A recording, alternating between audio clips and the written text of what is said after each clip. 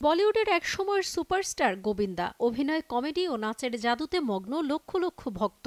গোবিন্দা ও তার স্ত্রী সুনিতা আহুজার দুই সন্তান রয়েছে, যশ ও টিনা। তবে আপনি কি জানেন তাদের এক সন্তানের মৃত্যু হয়েছিল?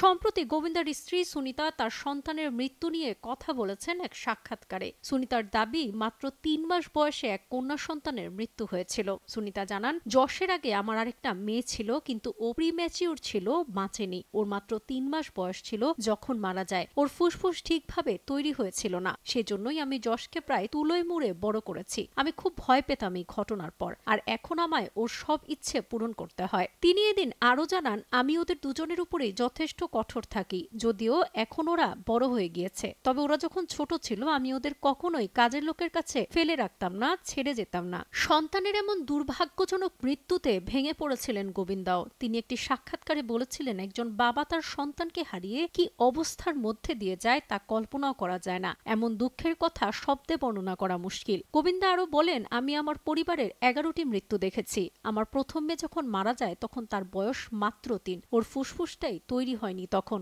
ওকে বাঁচানো যায়নি। এরপর জন্ম হয় যশের। সুনিতা জানান, যশের জন্মের 8 বছর পর হয় টিনা, তাই যশকে বেশি আদরে বড় করা হয়েছে। আমরা কখনো সন্তানদের থেকে দূরে থাকিনি। কিন্তু কিভাবে শুরু হয় গোবিন্দা এবং সুনিতার প্রেম কাহিনী, এই বিষয়ে স্মৃতিহাত্রে তিনি বলেন, অভিনেতা যখন বিকমের ফাইনাল ইয়ারে ছিলেন তখন তাদের আলাপ হয়, কিন্তু প্রেম ছিল না। পরে তারা একে অন্যের প্রেমে পড়েন এবং বিয়ে করেন।